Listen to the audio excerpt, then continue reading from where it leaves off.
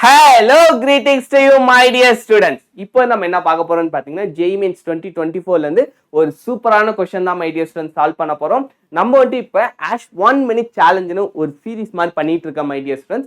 அந்த சீரிஸ்ல வர ப்ராப்ளம் தான் இதுவும் வந்து நீங்க JEE Mainsல 1 minute குள்ளார சால்வ் பண்ணிடலாம் my dear students. உங்க தியரி ஸ்ட்ராங்கா இருந்து பிரசன்ஸ் ஆஃப் மைண்ட் கரெக்டா இருந்துச்சுன்னா 1 minute மேக்ஸிமம் போனா ஒரு 1.5 minute my dear students. அதுக்குள்ளார ஈஸியா சால்வ் பண்ற क्वेश्चन மை டியர் ஸ்டூடண்ட்ஸ். இந்த क्वेश्चन வாங்க எப்படி சால்வ் பண்ணலாம் அப்படின்னு பார்த்தறலாம். ஆனா இந்த மாதிரி क्वेश्चंसக்கு நீங்க நிறைய பிராக்டிஸ் பண்ணிருக்கிறது ரொம்ப முக்கியம் மை டியர் ஸ்டூடண்ட்ஸ். ஏன்னா கால்குலேஷன்ல நீங்க எவ்வளோ ஃபாஸ்டா முடியுமோ அவ்வளோ ஃபாஸ்டா பண்ணி ஆகணும். அப்பனாதான் வந்துட்டு உங்களுக்கு டைமிங் வந்து ரெடியூஸ் பண்ண முடியும். நீங்க கால்குலேஷன் பார்ட்ல வந்து டைம் எடுத்துக்கிட்டீங்கன்னா அப்புறம் அந்த ASH 1 minute challenge work out ஆகாது மை டியர் ஸ்டூடண்ட்ஸ். இப்போ நம்ம क्वेश्चनல என்ன கொடுத்திருக்காங்கன்னா a square is inscribed in the circle. அதாவது இந்த சர்க்கிள்க்குள்ளார ஸ்கொயர் இருக்கு மை டியர் ஸ்டூடண்ட்ஸ். அதுதான் வந்து சொல்லிருக்காங்க a square is inscribed in the circle அப்படின்ட்டு my dear students. Okay my dear students, இப்போ என்ன சொல்லிட்டாங்கன்னா சர்க்கிள்கான இது வந்து நமக்கு கொடுத்துருக்காங்க, சர்க்கிள்கான equation my dear students. So இதுல இருந்து நம்ம ரேடியஸும் கிடைச்சிரும், சென்டர் பாயிண்ட்டும் கிடைச்சிரும். இதெல்லாம் வந்து ரொம்ப ஒரு ஈஸியான விஷயம் மை டியர் ஸ்டூடண்ட்ஸ். இதுக்கெல்லாம் டைம் எடுத்துட்டீங்கன்னா 1 minute பண்ண முடியாது. இதெல்லாம் வந்துட்டு நீங்க முன்னாடி கால்குலேஷன்ல ரொம்ப ஃபாஸ்டா பண்ணுங்க. இப்போ நான் உங்களுக்கு வந்து சொல்லித்தரேன். பட் நீங்க வந்துட்டு இதெல்லாம் அடே டக்கு டக்கு டக்கு டக்கு டக்குன்னு முடிச்சு தள்ளிட்டு போயிட்டே இருக்கணும் மை டியர் ஸ்டூடண்ட்ஸ். ஓகே, இப்போ வாங்க நம்ம சால்வ் பண்ணுவோம். ஸோ இப்போ வந்து ஸ்கொயருங்கிறப்ப நமக்கு டயகனலை பேஸ் பண்ணி ஒரு முக்கியமான ஒரு ப்ராப்பர்ட்டி இருக்கு மை டியர் ஸ்டூடண்ட்ஸ். அடுத்து இங்க x2, y2,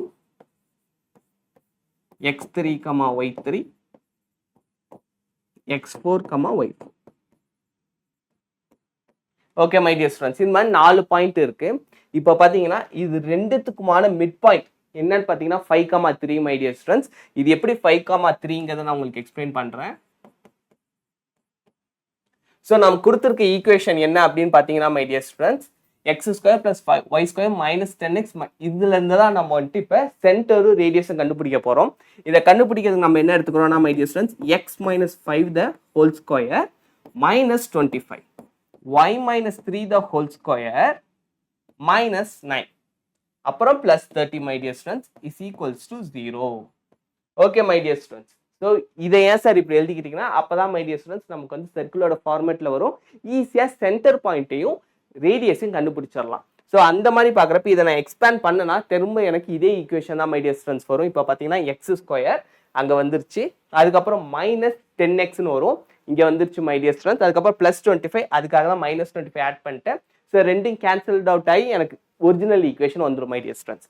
அதே மாதிரி இங்கேயும் பார்த்தீங்கன்னா y², ஸோ y² எனக்கு வந்துருச்சு. அதுக்கப்புறம் -6y இங்கே எனக்கு வந்துருச்சு. அதுக்கப்புறம் பார்த்தீங்கன்னா +9 வரும், அதை கேன்சல் அவுட் பண்ணுறது தான் -9 மை டியர் ஸ்டூடண்ட்ஸ். அப்புறம் +30. இப்போ வாங்க x - 5 the whole square plus y - 3 the whole square is equals to -25 -9 ரெண்டுத்தையும் ஆட் பண்ணா -34 my dear students, +30 தான், அப்போ -4 இந்த சைடு வந்துச்சுன்னா 4, so 2 square my dear students. So இப்போ பார்த்தீங்கன்னா இது வந்துட்டு சர்க்கிளோட ஃபார்மேஷன்ல பர்ஃபெக்டா இருக்கிறதுனால நம்ம ஈஸியா சொல்லிடலாம். சென்டர் பாயிண்ட் வந்து 5,3, ரேடியஸ் வந்து 2 my dear students. ஸோ அதை பேஸ் பண்ணி தான் இங்க வந்து சென்டர் பாயிண்ட் வந்து நம்ம 5,3 அப்படிங்கிறத ஈஸியா கண்டுபிடிச்சிட்டோம் my dear students. ஸோ இப்போ தான் வந்துட்டு நீங்க ரொம்ப கேர்ஃபுல்லா யோசிக்கணும். நம்ம கொஸ்டின்ல என்ன கேட்டிருக்காங்க அப்படின்னா one side of this square is parallel to y equals to x plus 3 my dear friends. அதாச்சும் ஒரு சைடு ஆஃப் த ஸ்கொயர் வந்துட்டு இதுக்கு பேரலல்னா எல்லா சைடுமே ஈக்குவல் தான் மை டியர் ஃப்ரெண்ட்ஸ். நம்ம ஸ்கொயரை பொறுத்த வரைக்கும் இது இந்த சைடு 4 சைடுமே ஈக்குவல் தான். அவங்க ஒரு சைடு சும்மா நம்மளை ட்விஸ்ட் ஆக்கிறதுக்கு குழப்பத்துக்காக கொடுக்குறாங்க. அதுக்கப்புறம் if xi, yi are the vertices of the square, அதான் நம்ம இங்க எழுதியிருக்கோம் my dear friends. Then summation of xi² plus yi² என்ன வரும் அப்படின்னு கேட்டிருக்காங்க. ஸோ இப்போ இதுதான் வந்து நமக்கு முக்கியம் மை டியர் ஸ்டூடண்ட்ஸ். இது வந்து நம்மளை குழப்பறதுக்காக அவங்க கொடுத்த ஒரு விஷயம். இதெல்லாம் இங்கே அப்ளை பண்ணி டைம் வேஸ்ட் பண்ணுறாதீங்க மை டியர் ஸ்டூடண்ட்ஸ். ஸோ இப்போ இதை நம்ம டைரக்டா சிம்பிளா எப்படி பண்ணலாம் அப்படின்னு பார்த்துடலாம். இந்த இடம் இருக்குல்ல மை டியர் ஸ்டூடண்ட்ஸ், இப்போ இங்கே என்ன பண்ணுறேன், எல்லா இடத்துலையும் ஐன்னு போடுறோம் மை டியர் ஸ்டூடண்ட்ஸ். ஏன்னா நமக்கு வந்து சமேஷன் xi² தான் இருக்கு. So summation xi² plus yi² மட்டும் நான் இங்க வச்சுக்கிட்டு my dear students, remaining term எல்லாத்தையும் நான் அந்த சைடு கொண்டு போயிடுறேன். So summation 10xi plus summation 6y I இங்க வந்து பிளஸ் 30 மை டியர் ஸ்டூடெண்ட்ஸ். இந்த சைடு வரப்போ -30, உங்களுக்கு 4 சைட்ஸ் இருக்கு. ஸோ அதனால இங்க என்னன்னு வந்துரும்னா 30 into 4ன்னு வந்துடும் மை டியர் ஸ்டூடெண்ட்ஸ். ஸோ இங்க வந்து -120. ஓகே, இது வரைக்கும் உங்களுக்கு புரிஞ்சிருச்சுல மை டியர் ஸ்டூடெண்ட்ஸ். ஸோ இப்போ நம்ம என்ன பண்றோம் அப்படின்னா, இப்போ இந்த xஐக்கான சமேஷன் வேல்யூ தான் கண்டுபிடிக்கிறோம். அது ரொம்ப ஈஸியாக கண்டுபிடிக்கலாம் மை டியர் ஸ்டூடெண்ட்ஸ். நான் உங்களுக்கு எக்ஸ்பிளைன் பண்றேன். ஸோ இப்போ இங்க பாத்தீங்கன்னா எனக்கு வந்து சென்டர் பாயிண்ட் கிடைச்சிருச்சு 5,3 மை டியர் ஸ்டூடெண்ட்ஸ். ஸோ யூஸ்வலாக அந்த மிட் பாயிண்ட் எப்படி கண்டுபிடிப்போம் ஒரு லைன்னு பார்த்தீங்கன்னா, இந்த point x1 plus x3 divided by 2ன்னு பண்ணா எனக்கு இந்த பாயிண்ட் கிடைச்சிரும் மை டியர் ஸ்டூடெண்ட்ஸ். ஸோ அந்த மாதிரி நான் பார்க்குறப்ப x1 plus x3 divided by 2 is equals to 5. அப்போ x1 plus x3 ஓட வேல்யூ என்ன மை டியர் ஸ்டூடெண்ட்ஸ்? 10. இதே மாதிரி தான் x2 plus x4 divided by 2 is equals to 5ன்னு வரும் மை டியர் ஸ்டூடெண்ட்ஸ். அப்போ 10. அப்போ 10 plus 10 எனக்கு வந்து 20 மை டியர் ஸ்டூடெண்ட்ஸ். ஸோ இந்த இடம் உங்களுக்கு புரிஞ்சிருக்கும் நான் நம்புறேன். 10 into 20. ஸோ நாலுத்தையும் சம் பண்ணி கடைசியாக நமக்கு கிடைச்ச வேல்யூ தான் my dear students 10 into 20. Okay, plus இப்போ அடுத்த சமேஷன் நம்ம பண்ணுவோம் மை டியர் ஸ்டூடெண்ட்ஸ். இதுக்கும் வந்துட்டு அதே லாஜிக் தான். y1 plus y3 divided by 2 into 3 my dear students. அப்போ வந்து 6ன்னு கிடைச்சிரும். அதே மாதிரி 6 ரெண்டு டைம் நமக்கு வர்றப்ப இந்த சைடும் வர்றப்ப நமக்கு வந்து 12 my dear students. So 6 into 12 minus 120 my dear students. So இப்போ இதை நம்ம சால்வ் பண்ணோம்னா நமக்கு வந்து ஃபைனல் ஆன்சர் கிடைச்சிடும் my dear students.